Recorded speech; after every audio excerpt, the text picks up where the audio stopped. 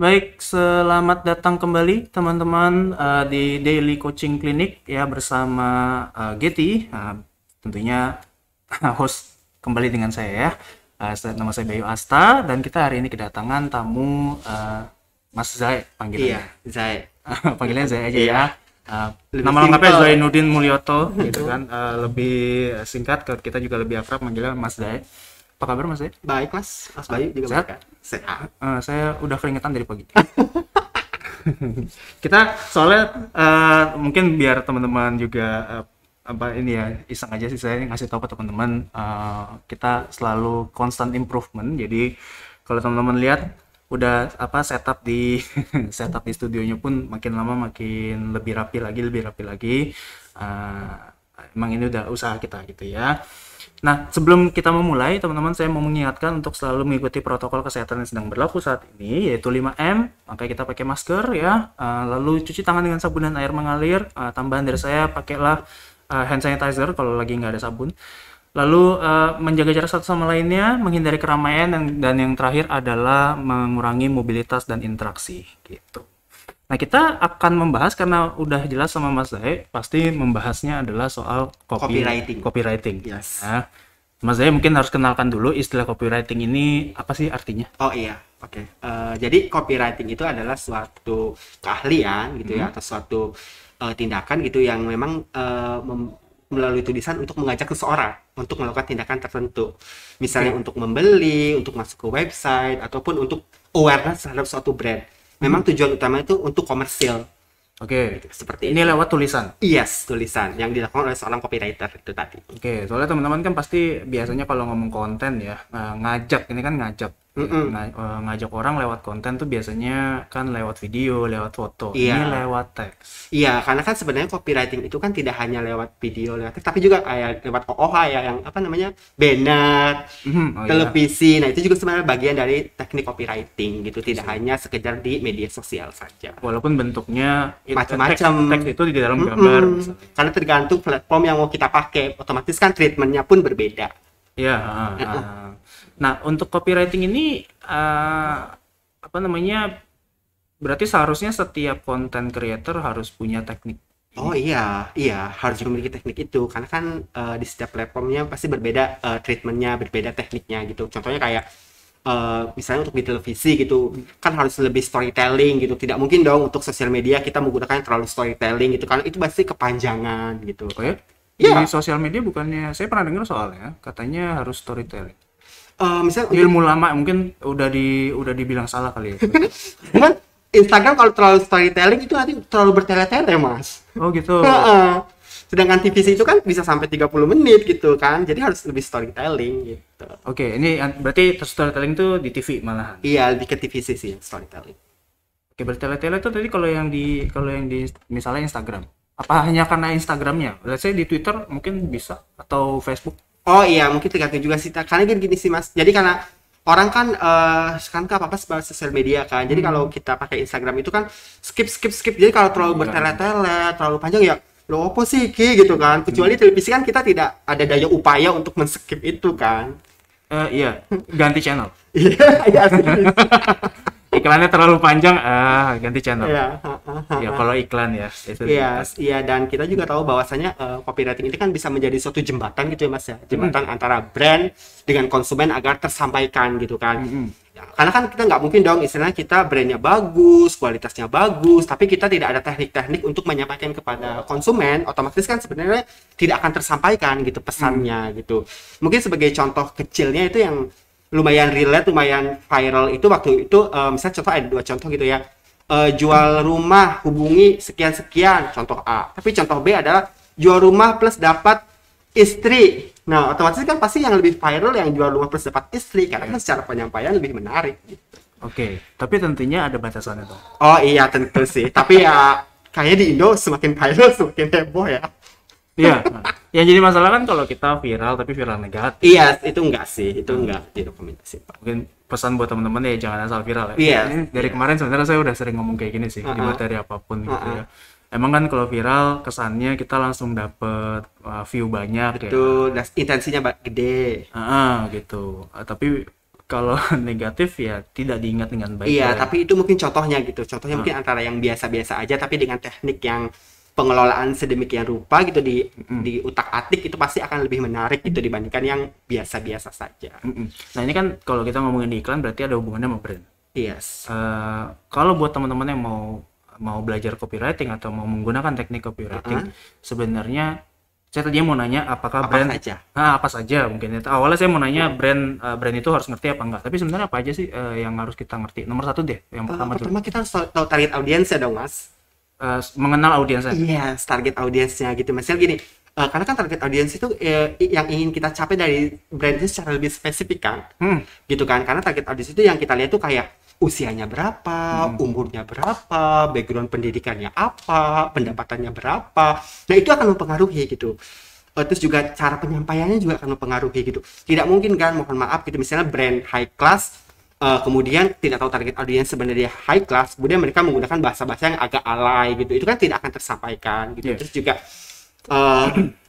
apa namanya, ya itu hal-hal kecil itu krusial sih supaya kita benar-benar tersampaikan terhadap target yang ingin kita sasar gitu, supaya tidak tidak lolos gitu loh, Ya, seperti karena itu. kan memang beda-beda ya. Maksudnya tiap orang beda-beda cara ngiklaninnya gitu ya. Ini secara keseluruhan. Berarti dalam copywriting pun kalimatnya juga Iya, disesuaikan dengan target kita gitu. Tidak mungkin dong misalnya kita brand kita ini tujuan utamanya ke remaja nih, tapi bahasanya tuh bahasa-bahasa yang terlalu dewasa atau bahasa-bahasa yang terlalu tidak kekinian gitu. Otomatis nanti tidak akan tersampaikan dan tidak menarik menurut mereka.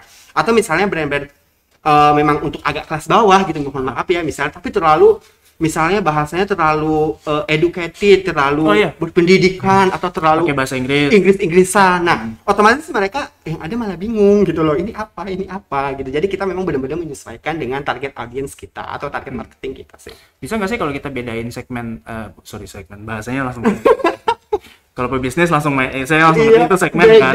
Segmen ya. Apa tadi namanya? Audience. Target audience. Target audiensnya. Bisa nggak sih kalau kita bedain berdasarkan generasi yang kita bilang milenial, Gen Z, boomer? Iya, bisa. Dari situ Bisa. dulu. Pertama kita ada pemilihan bahasa dong. Ya, Gitu ya. Pemilihan bahasanya mungkin misalnya milenial mungkin lebih luas, lebih lebih luas, lebih to the point gitu. Jadi mereka langsung tahu gitu, langsung ngena gitu. Atau mungkin kayak generasi saya mungkin dan Mas Bayu gitu mungkin kita ya. milenial. Millennials kan? Kita milenial. Yes. Mungkin lebih Kita nggak nyampe boomer loh ya.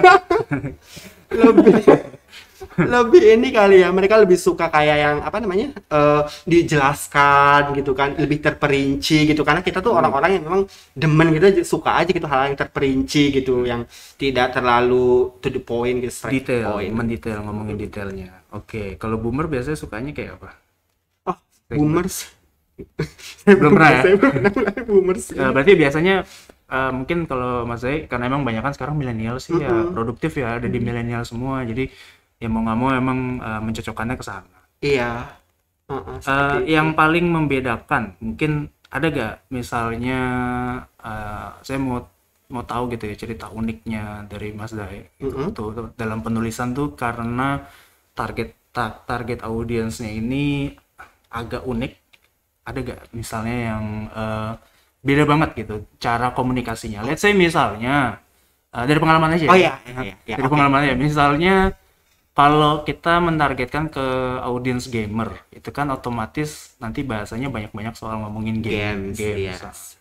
Mas Zai selama ini target audiens yang pernah diambil apa aja? Kalau gamer saya belum pernah sih, saya kalau belum jujur belum pernah gitu, karena background saya dari agensi juga gitu ya. Jadi waktu itu tuh saya pernah brandnya itu adalah skincare gitu. Oke. Skincare, tapi skincare itu memang untuk kelas bawah gitu ya. Jadi istilahnya itu dalam dunia agensi itu ada A, B, C gitu. A itu kelas atas, B itu menengah, C itu bawah. Oke, menengah gitu. ke atas, menengah ke bawah. Gitu kayak gitu. Nah, itu waktu itu saya boleh dikatakan target audiensnya itu BC gitu. Jadi menengah dan menengah bawah gitu. Jadi memang target utamanya itu adalah kayak ART, kayak mbak-mbak penjaga counter gitu, kayak gitu-gitulah pokoknya yang memang jualan. Yang kayak jualan gitu, tapi mereka ingin terlihat cantik gitu. Iya, oke. Nah, sebelum kita memulai penggunaan pemilihan bahasa yang tepat, kita juga research dulu nih habit mereka tuh seperti apa gitu, supaya kita tahu gitu kan. Nah, ternyata yang model-model kayak saya melakukan research bersama saya, tim saya dan lain sebagainya gitu, ternyata mereka tuh ingin terlihat cantik, tapi cantiknya itu cantik yang putih gitu loh. Oke, kulitnya Cantik, putih. putih yang semuanya putih gitu. Nah, sedangkan di skincare kelas atas itu kan sudah tidak lagi menggunakan Netral. putih gitu. Bahkan putih itu sudah istilahnya haram gitu penggunaan kata itu, karena itu sangat rasis sebenarnya. Maka mereka menggantinya dengan bright, cerah, tidak putih. I Karena putih itu see. haram gitu, itu rasisme sebenarnya. Oke, Tapi bagi oke. orang-orang yang kelas bawah gitu, putih gitu, cantik itu ya putih gitu. Mereka mohon maaf kurang paham namanya. Iya, jadi Bright. makanya kan pendekatannya pun tidak lagi, kalau yang skincare kelas atas udah how to empower woman, how to empower each other, Iya. gitu kan, bukan lagi yang putih putih putih, tidak yang seperti itu. Ya. Berarti kalau ke bawah kan harus lebih to the point ya. Kalau yang di atas branding. Iya, Tunjukkan pada dunia gitu. Kalau yang misalnya kayak di bawah, skincare, yang di bawah, lu tuh cantik juga gitu. Intinya gitu kali. misalnya kayak skincare yang saya pakai SK2 misalnya kan. Oke. Nah SK2 itu kan tidak, mereka tidak mengkampanyekan putih putih putih, Ya, nggak mungkin. Nah. tapi how to empower each other, how to empower women gitu, Iya, untuk iya. lebih bright. Campaign. Yes, Bentuknya campaign-nya. campaign gitu. Yes, nah makanya di situ kita research, kita tanya-tanya lah si mbak-mbak penjaga counter lah, terus juga beberapa ya kelas-kelas, mohon maaf agak menengah bawah gitu, mereka putih. Akhirnya gitu di situ kita tanya gitu tentang pembendaharaan kata apa yang mereka tahu. Ternyata ketika bahasa Inggris pun mereka juga ya seapa adanya gitu, yang umum-umum saja. Akhirnya kita dibuatlah tagline gitu kan dari produk skincare tersebut, akhirnya very beautiful, very you. Ya sudah gitu, penggunaan kata-kata yang Itu mudah. juga udah maksimal kali ya. Karena Bahasa Inggrisnya udah maksimal. Maksudnya kayak kalau dia lewat dari situ kayaknya udah mulai Confused. sulit dipahami. Oke. Gitu. Itu tapi saya soalnya gini, saya sering diskusi sama banyak lah orang-orang yang bisnis gitu ya. Emang nggak bisa ya kita menganggap apakah mereka tidak mau, kan kalau ditanya nih orang-orang itu yang pakai brand B dan C tadi, masa sih nggak mau pakai brand A? Pasti Karena- mau kan? Iya sebenarnya mau gitu, tapi kan kembali lagi mungkin secara Kan duitnya. finansialnya juga Betul. ya berbeda gitu, terus juga secara society-nya juga berbeda, terus secara pemikirannya itu tadi kan putih gitu, bukan how to you look, misalnya skin healthy, lebih sehat, atau mungkin lebih plumpy atau apa, kan tidak, mereka tuh hanya putih, makanya kan krim-krim yang abal-abal yang kagak jelas itu kan laris manis gitu, karena ya itu tadi mindset mereka Memutihkan. gitu. Jadi sebenarnya kita lihat juga sih background mereka pun kadang itu turun pengaruhnya sih Mas, makanya kan kita harus melihat lagi target audiensnya agar kita benar-benar tidak salah sasaran. Tapi brand atas bukan brand A itu bukan berarti nggak memutihkan. Sebenarnya memutihkan, tapi mereka tidak berani mengungkapkan Nggak putih. ngomong. Ya, nggak Gitu. ngomong itu. Makanya Oke.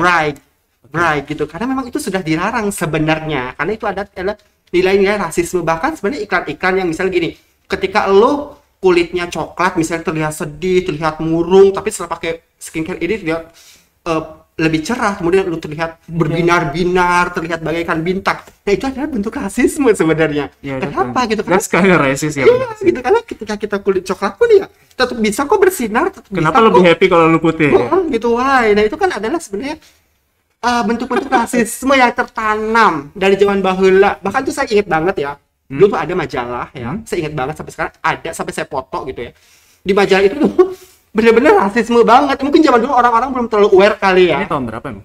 Apanya? Tahun berapa majalahnya? Majalah tahun 2000-an gitu. Tapi itu bener-bener rasisme banget deh. Majalah kayaknya udah tutup deh, kayaknya ya. In fairness banyak majalah berhenti terbit. Soalnya di situ tuh bener-bener ketika Anda putih, Anda akan bersinar. Ketika Anda putih, Anda akan lebih seperti bintang. Ya kan pasti nggak kayak gitu, Thank gitu you. loh. Thank you. Itu rasisme Ya, ya. banget. Paham sih. Sekarang kan nggak boleh hal-hal kayak gitu tuh, nggak boleh gitu kan. Bahkan kan ada yang produk yang menggunakan embel-embel white itu kan mereka ganti kan menjadi bright gitu. Saya dengar mungkin bukan di skincare, pasta gigi. Pasta gigi ya kalau nggak salah. Mereknya Darlie. Tahu? Oh iya Darlie ya, saya pernah pakai itu. Dulu kan Darky. Oh ya kah? Dulu mereknya namanya Darky. Terus dulu nih ngomong tahun 19 maybe 60s gitu ya, mungkin 60-an 70-an saya lupa.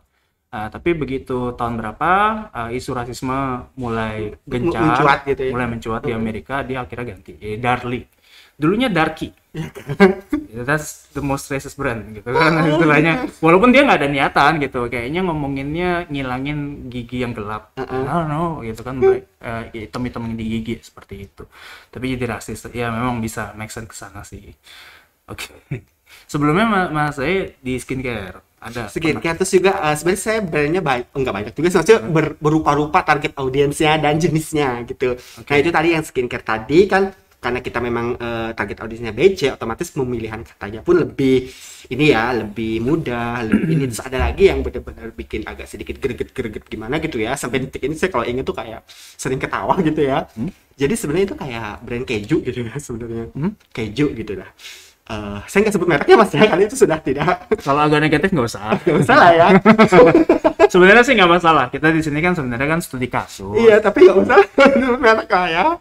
Oke, iya, silakan. Jadi itu brand keju gitu ya. Jadi keju ini tuh sebenarnya awalnya itu target audiensnya itu adalah mami-mami gitu, ibu-ibu. Oke. Ibu-ibu BC. Jadi saya jadi quiz nyari merek dalam otak saya gitu. Nggak bakal saya sebut, cuman saya lagi mikir ibu-ibu.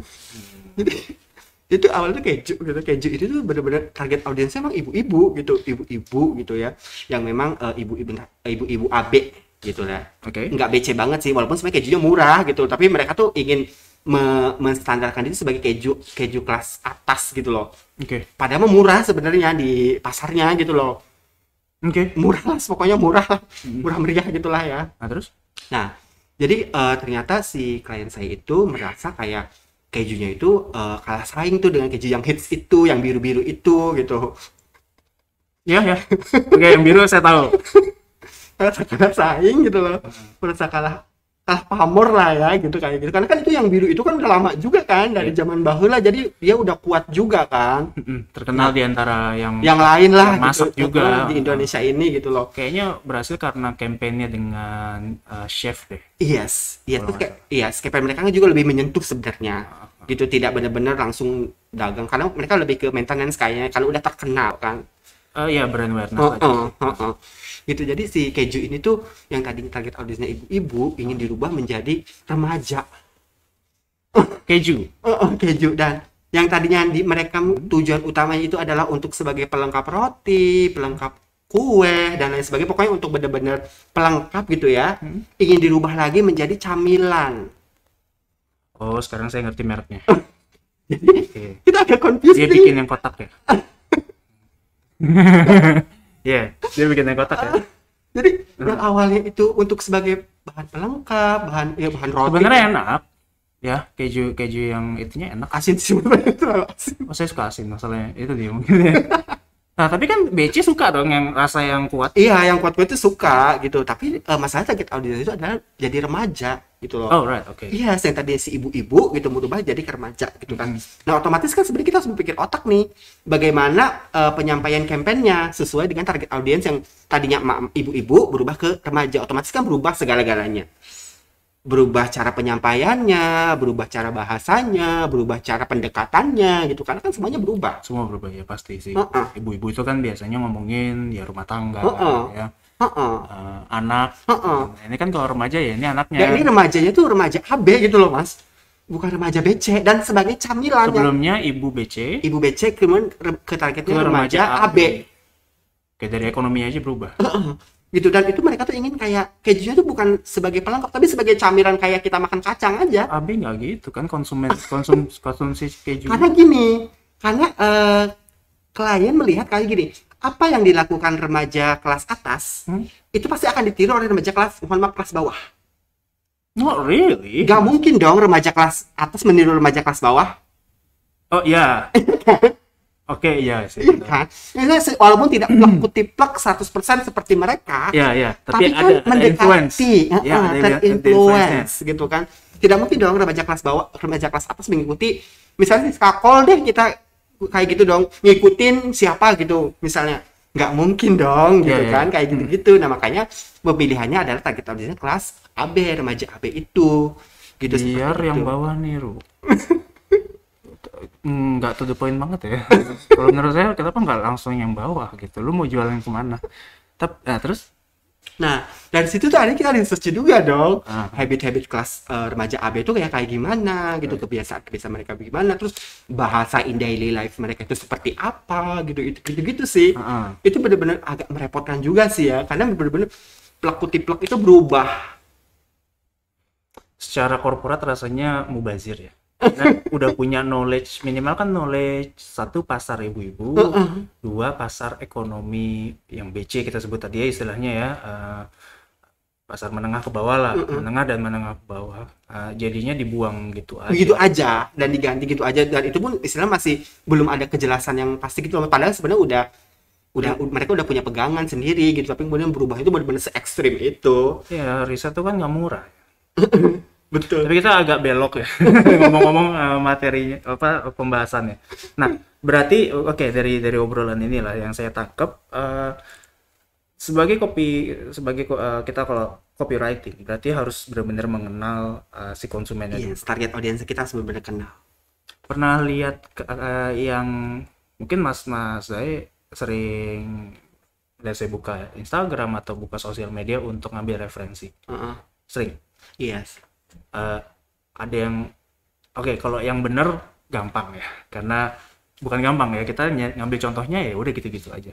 Kalau yang salah, ada yang misalnya mas saya Kurang tepat gitu. kurang tepat. Ya sebenarnya nggak ada yang salah atau nggak ada bener sih mas ya, mungkin kurang tepat aja kali ya. Ada sih. Iya, Iya, pasti, gitu-gitu. pasti gitu. Kalau bisnis itu memang semua bisa dibenerin. Mungkin lebih tepatnya bukan bisnis, marketing. Marketing itu dunia yang kita make believe. Saya orang marketing, jadi udah fase dengan yang Ada sih yang gemes banget saya ngeliat yang kayak waktu gitu. itu. Sebenarnya ini cukup viral juga sih karena kerancuan mereka. Tapi akhirnya orang tuh fokusnya bukan ke produknya, ke kerancuan penulisannya. Jadi itu merek skincare sebenarnya, skincare lokal sih sebenarnya. Perlu diundang ke sini kayaknya deh. Oke. Waduh, joke internal. Thank you. Sorry. Ya, terus. Jadi sosmed? Ini di sosmed? Di mereka tuh sebenarnya di viral juga di Twitter, viral di mana-mana sih sebenarnya. Yang mas saya lihat ini di Twitter. Di Twitter. Di pamflet-pamflet mereka juga sih. Jadi penulisannya itu rancu banget mas. Sebenarnya mereka ingin menyampaikan, pakailah produk Boleh ini, sambil lihat ya. pakailah produk ini untuk mencerahkan. Tapi tulisannya tuh kayak diputer-puter gitu loh mas. Jadi tidak tersampaikan gitu loh. Penyusunan kalimatnya Di gambar ya. dari tulisannya. Dari tulisannya. Pakai font yang ini ya. Fontnya juga, terus penulisannya tuh kayak naik turun gitu. Jadi tidak tersampaikan gitu loh mas. Jadi akhirnya tuh meaningnya tuh beda ketika kita membaca itu. Gitu, itu kayak ini apa gitu, ini ya memang sih akhirnya viral sih, mungkin mereka mengejar virality sih, tapi akhirnya kan orang tidak melihat ke produknya, melihat bagaimana ini kayaknya tulisannya tuh boleh katakan kok kayak gini amat ya, jadi kan tidak tersampaikan gitu, sampai yang akhirnya ini siapa sih copywriternya gitu, kehebohan itu. Tapi sampai negatif kan? Ya negatif gitu, lebih banyak komen negatif karena memang penyusunan tulisannya itu loh mas, benar-benar tidak tersampaikan.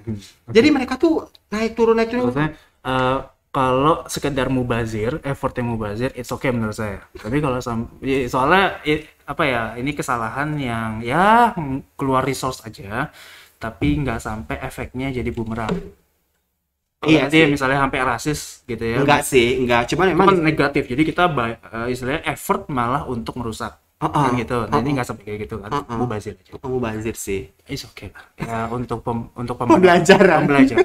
Everyone makes mistake ya, even brands ya, brand besar itu pun make mistakes. Nah, saya tuh mungkin sebelum kita lanjut, kita asik ngobrol.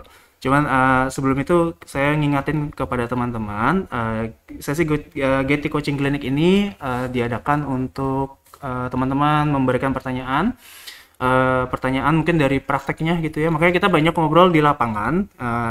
Tentunya Mas Zaya ini kan juga praktisi ya. Ya praktisi jelas pastilah. Dan itu kita ngomongin di lapangannya langsung, dan teman-teman mungkin dari pelaksanaannya di lapangan mungkin ada problem, silakan ditanyakan. Untuk pertanyaan boleh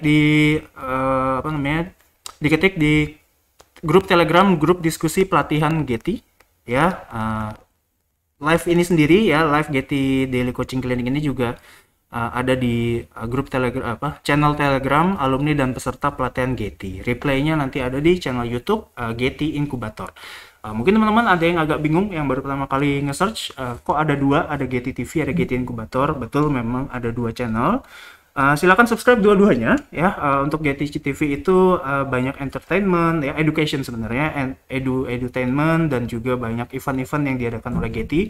Untuk Getty Inkubator ini kami berfokus kepada edukasi gitu. Makanya kenapa replay dari sesi coaching Getty Coaching Clinic ini ada di channel YouTube Getty Inkubator. Jadi jangan lupa untuk subscribe.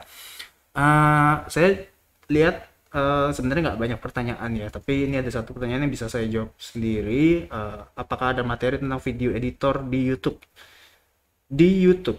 Oh, maksudnya video editornya YouTube ya, tools editornya YouTube. Kita tampung dulu ya. Thank you Mas Fahrul. Mas Fahrul udah bertanya. Kita tampung dulu soal itu, soalnya biasa kalau video editor kita bukan dari YouTube-nya sih.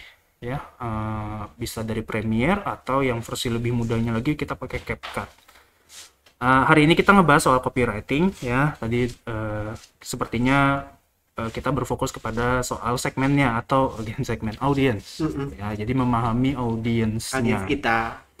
Ya, jadi kalau kita nggak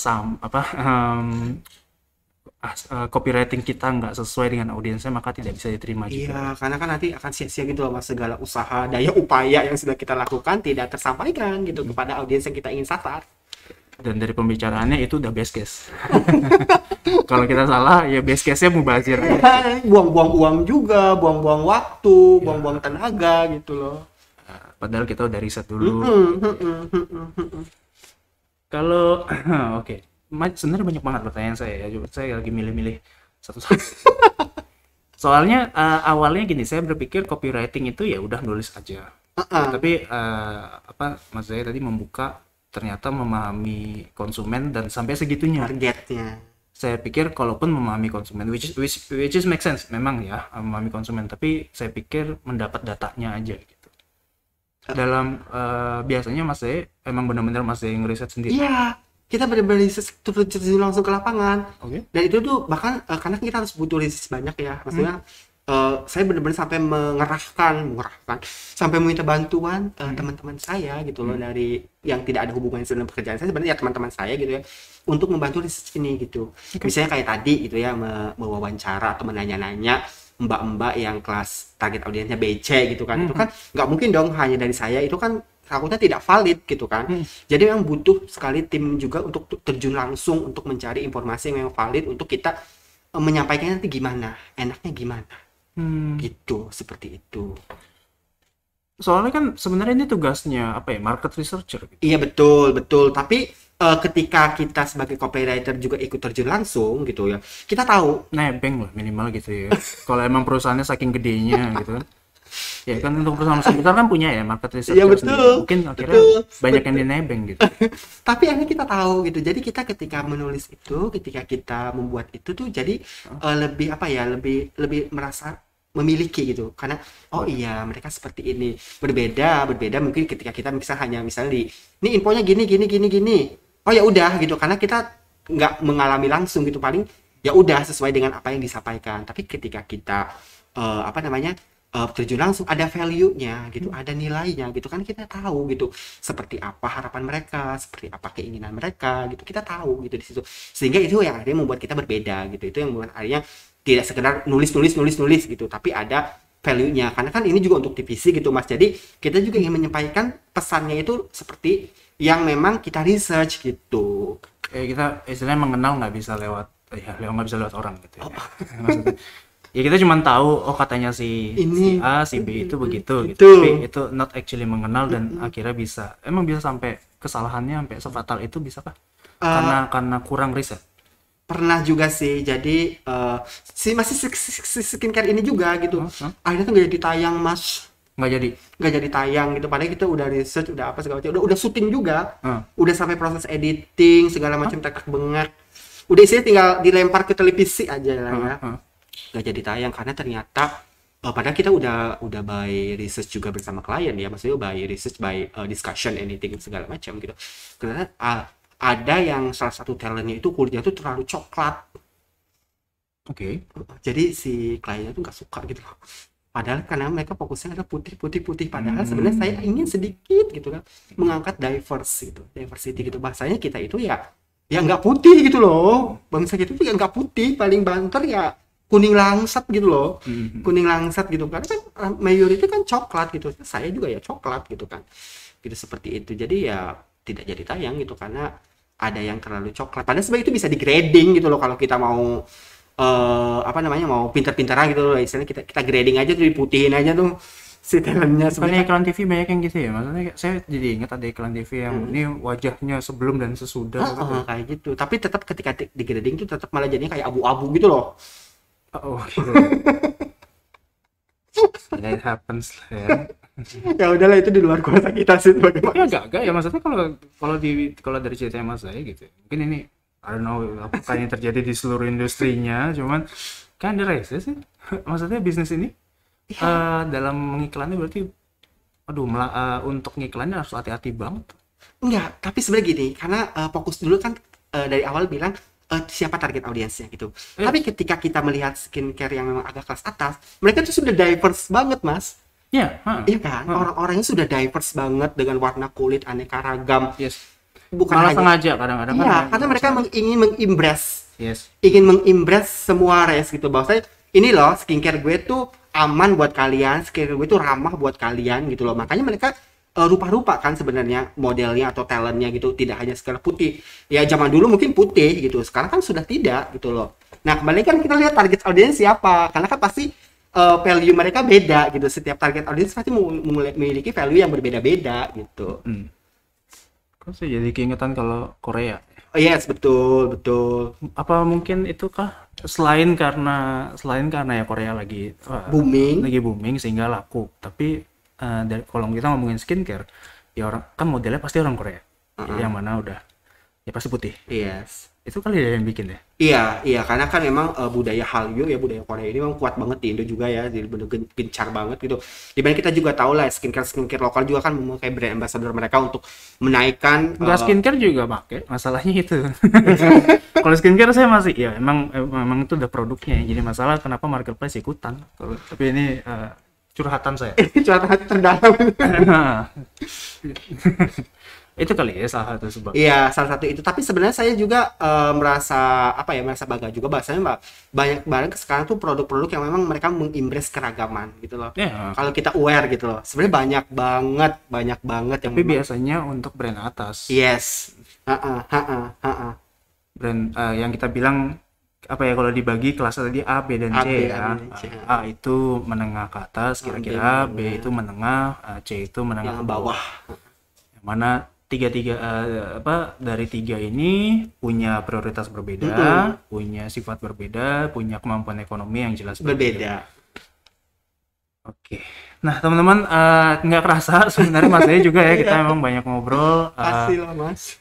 Kita memang setengah jam aja gitu ya. Sebenarnya bukan setengah jam, ini udah lewat malah. Di waktu saya 32 menit ya kira-kira.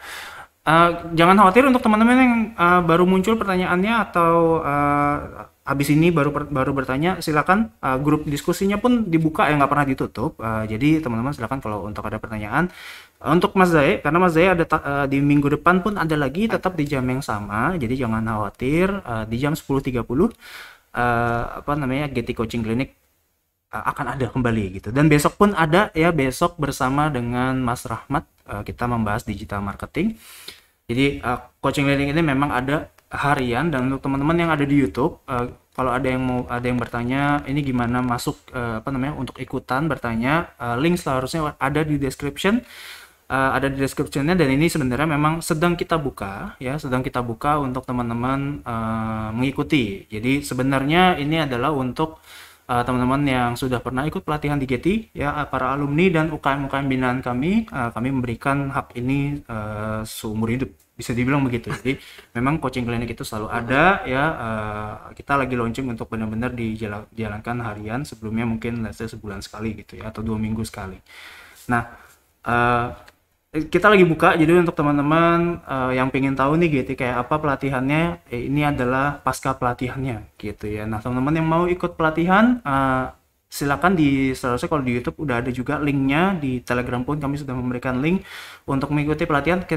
Kami sedang membuka kelas sertifikasi digital marketing, jadi ini kelas digital marketing yang akan disertified oleh BNSP gitu ya. Ini salah satu dari prosesnya gitu. Jadi silakan kalau mau join silakan diklik aja. Nah Mas, saya thank you ya Kasih untuk Mas, hari ini kasih udah banyak. sharing story yang menarik banget. Saya nanti kasih tahu yang Twitter yang tadi ya.